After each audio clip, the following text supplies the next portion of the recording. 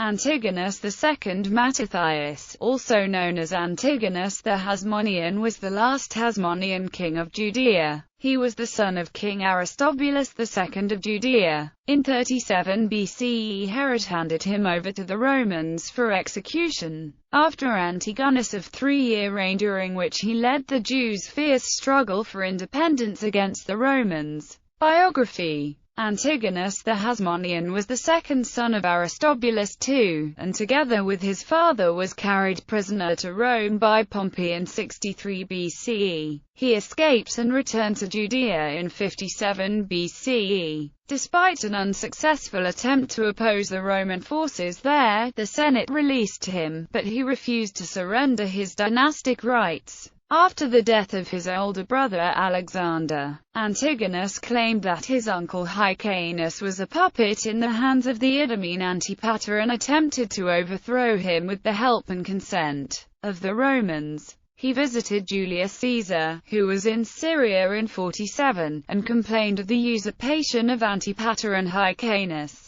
In 42, he attempted to seize the government of Judea by force with the assistance of his brother-in-law, Ptolemy Menai, but was defeated by Herod. The excessive taxation wrung from the people to pay for the extravagances of Antony and Cleopatra had awakened a deep hatred against Rome. Antigonus gained the adherence of both the aristocratic class in Jerusalem and the leaders of the Pharisees. The Parthians, who invaded Syria in 40 BCE, preferred to see an anti-Roman ruler on the throne of Judea. When Antigonus promised them large sums of gold and 500 female slaves besides, they put a troop of 500 warriors at his disposal. Hyrcanus was sent to Babylon after suffering the mutilation of his ears, which rendered him unfit for the office of high priest. Herod fled from Jerusalem. In 40 BCE, Antigonus was officially proclaimed king and high priest by the Parthians. His 3-year reign was a continuous struggle. Herod succeeded in having himself declared king of Judea by Rome. On Herod's return from Rome in 39 BCE, he opened a campaign against Antigonus and laid siege to Jerusalem. In the spring of 38 BCE, Herod wrested control of the province of Galilee and eventually all of Judea as far as Jerusalem. Due to the approach of winter, Herod postponed his siege of Jerusalem, where Antigonus and the remnants of his army took refuge, until spring. Herod was held off for 3 to 5 months, but the Romans did eventually capture the city. However, the supporters of Antigonus fought until the Romans reached the inner courtyard of the temple. Antigonus was taken to Antioch and executed, ending Hasmonean rule. Josephus states that Mark Antony beheaded Antigonus.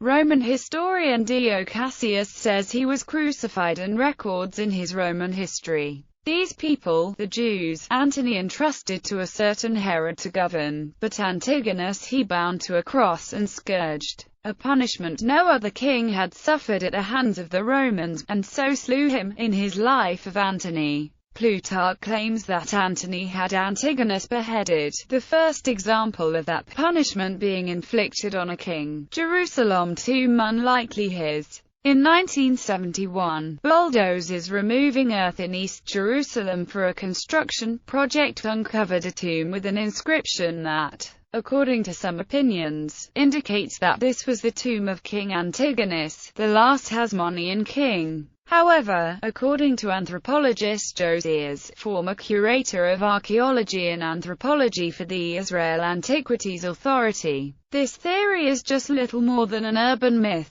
since the only beheaded skeleton found in 1971 and at the later re-examination of the previously untouched tomb, belonged to an elderly woman. In his view, no other set of remains found there could be associated with King Antigonus II, and it is only due to the efforts of the owner of the building located on top of the tomb that the myth is still being vehiculated. Literary associations. Author Joseph Raymond in his book Herodian Messiah attempts to provide a case for Jesus as the grandson of King Antigonus, who could be the father of Mary, the mother of Jesus, i.e., the maternal grandfather of Jesus Christ.